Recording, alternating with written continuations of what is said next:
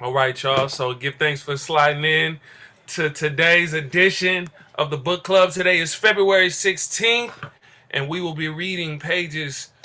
Let me make sure I got that right for y'all. Pages 35 to 38. We'll be getting into the Northampton Northampton Association of Education and History. Um, yeah, we've been getting into the economic and the cultural relevance of cooperatives. This cooperative was very instrumental in terms of a cultural sense. They had a very cultural, a deep cultural mission, as well as they did cooperate economically. And I wanted to read a little bit more about them specifically in a separate site. So today I'll be reading a cool little biography on the Northampton Association of Education and Industry. They were an abolitionist community founded in Northampton, Massachusetts in the 1840s. The community, as it was called, lived by a set of principles that attracted the leading lights in the abolitionist cause to visit and settle here. In 1842, 10 families banded together to form the Northampton Association of Education and Industry in a sparsely settled section of town. They gathered together in order to form a better and purer form of society. They purchased a large four-story working silk mill along with farmland to encourage other like-minded families to join them. Most of the families who eventually signed on lived on the top two floors of the mill, building a common table, sharing meals, living quarters, and washing, housekeeping, and factory duties. That's a key part right there. They not only had a common cause of the erasure of slavery, they not only put their work together and had a working mill, silk mill, but they excuse me, but they also shared meals together. So it was more of a philosophy and lifestyle that they lived of community and collectivism. Excuse me, y'all. I need water. These members were dedicated reformers who cast critical eyes upon developments in their young nation. Right by this time, the 1840s, America had only been around less than 100 years, Yeah, you trying to go? I just know you. under 100 years. If hey, peace to y'all. If y'all having conversations on the side, it's all good. Just mute yourself, please. Please continue. All right, let me know when you're ready. Um, these members were dedicated reformists who cast critical eyes upon developments in their young nation. They supported the immediate abolition of slavery and full rights of citizenship for free black Americans and sought to enact racial equality in their community life. This stance, radical for the time, drew the likes of African Americans, David Ruggles, and Sojourner Truth to become members. And then Right, let's see. I'll end it in one more paragraph. Just as they dedicated themselves to ending slavery in the South, they also acted to address growing social inequality in the industrial North. The NAEI's 120 members voted to abolish wages within the community and instituted a system of profit sharing instead. The silk business that supported them This is one of and the was part of the meant good to book club. provide I'm talking. I'm supposed to an be alternative to slave produced about cotton fabric was run as a worker owned cooperative. it. Yeah, So the black book club. Yeah, I'm gonna get you that book. um, I read the book myself. Hold on, one second, brother Nate. I did it. I did it. Okay. Thank Um, you. yeah, I know it's hard sometimes to manage life and Zoom, but just try to keep aware of that mute button for yourselves, and I'll do the same because I know sometimes I forget. But that's not so much an issue now because I'm leading, but you know what I mean. So, though the community only lasted 4.5 years, dissolving in 1846, its legacy lived on in the progressivism and industrialism of the village of Florence. Factories thrived along the river. Samuel Hill continued to support the local African American community, providing both jobs in his factory and opportunity to purchase homes in Florence. So I wanted to just spend a little time reading about them because that was, man, they were ahead of their time. Um, they were cross cultural. You had white and blacks. Um, you had folks who were directly in opposition of where the country was going, uh, in the thick of it, right? You know what I'm saying? So I think that's just super profound. So let's move into page 35, and collective courage. Um, all right. So the Northampton Association of Education was a utopian community and short-lived integrated commune in western Massachusetts. Among its inhabitants were Sojourner Truth, a washerwoman formerly enslaved who became an outspoken abolitionist and feminist, famous for her "Ain't I a Woman" speech, and David Ruggles, an African American printer and leader of the Underground Railroad and an advocate of hydrotherapy. Hydrotherapy, if y'all don't know, that's healing the body with water. That I thought that was pretty profound. That the brother was covering not only abolition, um, but also um, tapping into the earth and what it has for you and healing the body. I feel like those two are inseparable. Understanding health is of the one is health of the many. Um, so that's beautiful that he was tapped in like that. NAEI was established in 1842. Um, they established a community around a communally owned and operated silk mill. The NAEI was a predominantly white organization that believed in the possibility of a socially, politically, and economically egalitarian society. It operated as an economic commune, and education was an integral component of the collective's aim to create a democratic and socially responsible society. The founders felt that everyone could do any job and encouraged members to learn silk milling, housekeeping, and social justice work by engaging in the work together, fostering active participation by all, and creating an egalitarian work environment. Members worked and studied together 6 days a week. On Sunday morning, they worshiped, and Sunday afternoons were set aside for free discussions and debates about world issues as well as commune policies. Man, um, how do y'all feel about that? Like, what kind of picture does that paint? Like, just imagine that time when slavery is, still fresh in America, um, but you have this community of largely white members, but definitely cross cultural. You have blacks in there. I wonder if they had natives involved at all. Um, that was completely against that. Um, could you imagine being in that community around that time? Like, what kind of attitude would you have to be a part of that? You have to have a very strong energy because you're dealing with all types of people. So you have to kind of like navigate kind of like smoothly. You know what I'm trying to say? But then also find a way how to connect with each other. Right. I would imagine that most people that were in that community were leaders in their own right and probably had very strong convictions, right? Because to stand against the majority culture is not a easy thing to do. You know what I mean? I know we have all had our run-ins with being the opposite of where everybody is going. You know what I'm saying? Like growing up in Oakland, I had to be counter to the pimp culture. I had to be counter to being in the streets when I know I didn't really want to be in that. I had to, so like we have all had to come across. So I said it's like a mix. It's like a mix of everything. Yeah, like people who are rebels in their own right? Like again, we back to that rebellion. What were you saying, Z?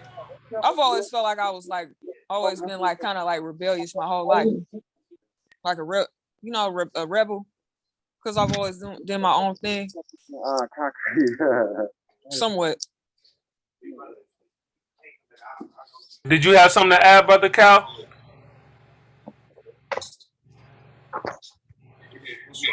I say kind of in a. My mom always told me that, so I always fit in the category of that of a rebel in a way. Yeah, I think I fit into y'all category because we all in the same mixing pot. Yeah, it sounds cliche, but that's what my mom, my grandma, all of them say that. So yeah. And I mean, even now with what I'm doing, I can't I got to work for myself, because if I'm not with something, or if I'm not a part of something, then it's almost like I'm against it. And I hold that same type of motto. So I can't work for nobody. I gotta be making sure I'm not getting pinched from my check. So I got to do my own type of work. So that's the type of stuff that I'm used to doing. And also with adverse possession, I can't see myself paying rent to nobody. I got to own that property myself. I pay the taxes on only because we ain't over to the government and made it a community fund for housing in a particular area, and that fund can go, So, but I feel the same. Thank you for your input. I'm wondering how they dealt with new people. Like, I imagine like you can be quite radical and come together and have, the same vision and working together and learning. But it sounds like they had folks coming in and out. And I'm just wondering how they transition people in and out of that space. I would imagine that was a big challenge, right? Because you have to reorganize or orientate people every time, Um, and I mean, that's you want your community to grow, so maybe they did think about that to a degree, but it didn't last super long. So maybe that was part of their troubles. But we can keep reading. Thank you for y'all insight. um, 3 or 4 African Americans were associated with the NAEI. The abolitionist Sojourner Truth, Frederick Douglass, and David Ruggles were active participants in the most famous of the NAE's black members. The association accepted harbored fugitives from enslavement as part of its abolitionist and social justice mission. Right? So it seems like they were kind of like an extension of the Underground Railroad, um, which is super revolutionary at that time because the consequences were dire if you got found out to be a part of that organization. Um,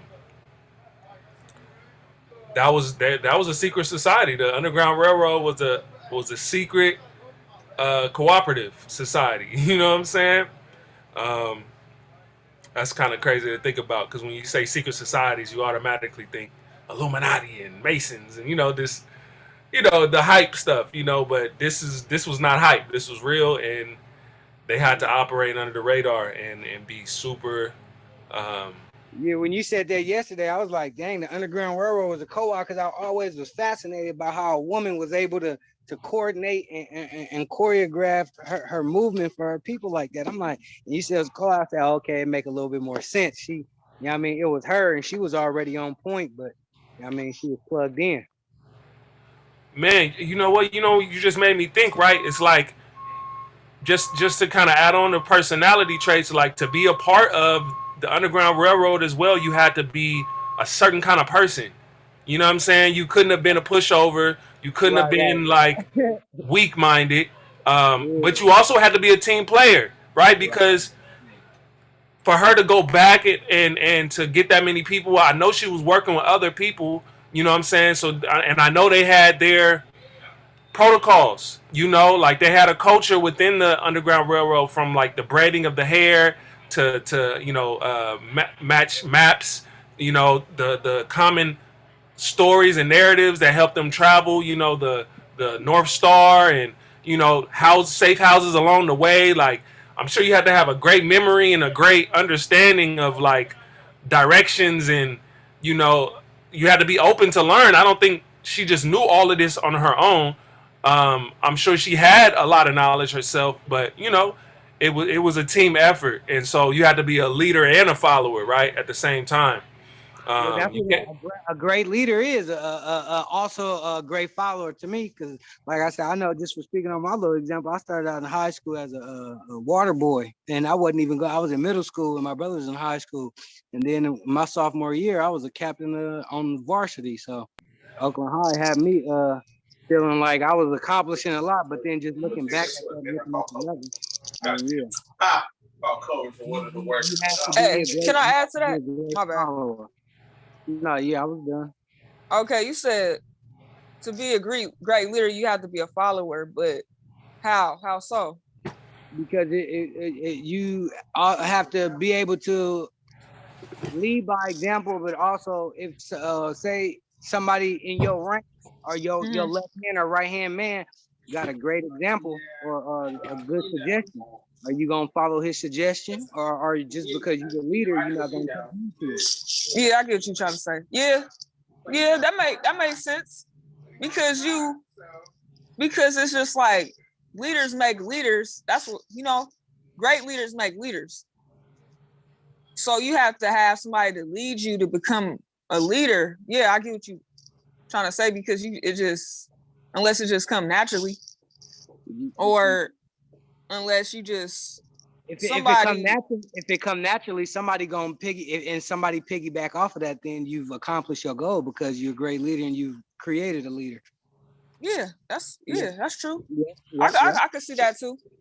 yeah, You know, a Yeah. great teacher can create a student that will eventually surpass them, right? That's the goal, and that's how you know that you really done your job as a teacher is now because they have the ability to take all of your experience and boil it down and make up for all of that time that you spent learning it through experiences and mistakes, and then you could pass that along to them just in a conversation or series of conversations, you know, Mhm. that allows them to be better than you know, because then they can just bypass all of that, all of the bull. So this is a great Yeah. conversation, and I think that's something to resonate with because you guys are all leaders here. Mhm. To True. be a part of a cooperative, you have to balance, you know, being a leader and a follower. The follower comes in because it's a democratic process, so you have to be a team player. But to be a leader is, hey, maybe you're an expert, and we all recognize that you do this well. So go ahead, propose. We just had a conversation early in the meeting, like, you know, we trying to step up our political education, and we got folks on the team that can do that. So we're like, look, we don't even know what we want to know. We just know we need to know more, and we know you know it. So tell us what we need to know, and then we can figure out how we're going to work it in to what we're doing. And so that's a certain amount of faith because everybody in here in the group are leaders in their own right, but we could a good leader knows what they're not good at and what they can't do or what they need help in or being fluid to understanding that I don't know everything. Somebody said leaders. Oh, Natalie said leaders without hierarchies, cooperatives, a bar. That is a bar. So let's keep moving. Um, Ashma, Nathaniel has their hand up. oh, sorry. What's up, Nathaniel? Go ahead, brother. Unmute yourself. Hey, how you guys doing? Good afternoon. I Peace. just wanted to confirm. I was listening in and I heard about the underground cooperative. That was pretty interesting to me. I'd like to get more history on that. I've been reading the book and it talked about like Marcus Garvey and how he started his own little Black Star, the little Black Star Line business or whatever it was, a shipping business. But I was wondering maybe if that was a part of the underground too. And if we could do that today, modern day, you know, send people back to Africa or wherever they want to go, to Cuba or something, or Mexico, you know. So what you guys think of that? Um, Man, and not to be in opposition to what you're saying, but what Marcus Garvey did was not little. You know what I'm saying? That brother set a huge example for the level of cooperation he was able to inspire amongst our people at that time was unprecedented. You know what I'm saying? Like he was a factor. You know, the brother was moving, and um, I think those kind of personalities are usually behind great movements like that, and multiples. You know, for Marcus Garvey to do what he did, you know, he had to have other people that was also doing their thing because he was ahead. He was the head of it. You know what I'm saying? So he was traveling, going to different places, speaking, and of course, I'm sure he had a lot to do with the inner workings, but he had to give some responsibility to other people who believed in the movement. You know what I'm saying? So that's why I'm saying it wasn't little. It was like him, and I'm sure he had a round table of other, especially women. Women were huge in the UNIA. So that was also something that he leaned on. He leaned on strong, powerful women in his community. So yeah, I feel like these are examples that we gotta just celebrate. Marcus Garvey, the Underground Railroad, like these were cooperatives, um, or at least collectives. Like I don't think the UNI ever became an official cooperative, but I do know that they had cooperative intent of sharing resources and educating each other. So yeah, thank you for bringing up that brother because he did a lot for the people. And anyone else, do y'all have any feelings on Marcus Garvey that y'all want to speak on?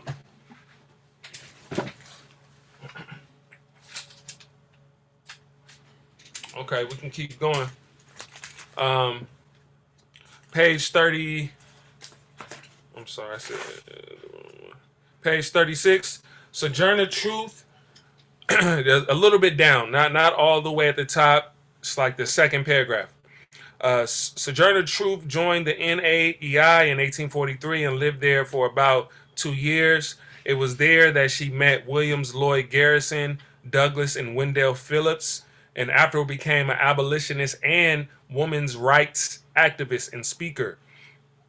The commune elected Truth head of laundry, where she supervised white members of the collective, an unheard of arrangement at the time. Truth recalled that the NAEI, more than anywhere else she had ever lived, provided equality of feeling, liberty of thought and speech, and largeness of soul. In spite of difficult living conditions, Truth described her first thoughts about the NAEI. She did not fall in love at first sight with the Northampton Association, for she arrived there at a time when appearances did not correspond with the ideas of associationists, as they had spread out in their writings, for their phalanx was a factory, and they were wanting in means to carry out their ideas of beauty and elegance as they would have done in different circumstances. But she thought she would make an effort to tarry with them one night, though that seemed to her no desirable affair. Um, but as soon as she saw that accomplished literary and refined persons were living in that plain and simple manner and submitting to the labors and privations incident to such an infant institution, she said, well, if these can live here, I can. Afterwards, she gradually became pleased with and attached to the place and the people as well. She might, for it must have been no small thing to have found a home in a community composed of some choicest spirits of the age, where all was characterized by an equality of feeling, a liberty of thought and speech, and a largeness of soul she could not have before met with to the same extent in any of her wanderings. Wow. So we're gonna end it right there and just soak that in. That this place, they called it she called it a utopian society. The author called it a utopian society, and I think for all of its wants and how they went about achieving their goals, it was a utopia compared to the reality a lot of people were living, a lot of us were living at that time. Um, and I give thanks for the humans that were involved in that because they were setting a high example of being leaders, of being humans first, humanists, um, of creating culture. So that's the emphasis for today. Cooperatives help create culture and often can be ahead of their time, but do not let that um, make you feel down or dismotivate you, because at the end of the day, it will come back around. Look where we are now. Like with all of our woes, like we are more. I feel like more unified than not in a lot of ways, and I give thanks for the examples of those who really laid their life on the line in many ways to do that. Um, any last words for my people? I got any last things to say before we close out? Just a little update on our school board letter. So the school board, I mean the the school board, as we all know, elected to shut down. I think it was the first phase was like 5 or 8 schools. So the city council Tuesday had a meeting at about 1:30, and 4 of the council members,